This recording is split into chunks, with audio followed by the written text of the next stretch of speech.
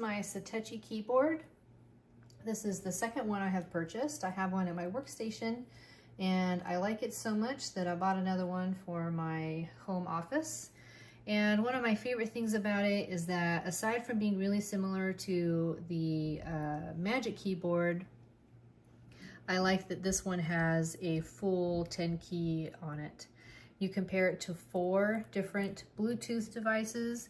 So if you were wanting to just buy one keyboard and use it with like several different laptops, for instance, you could do that because it compared to 4 different ones.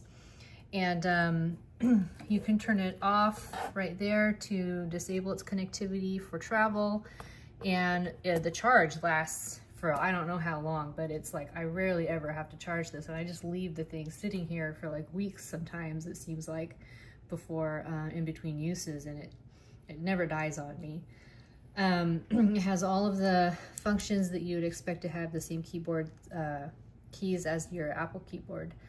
I've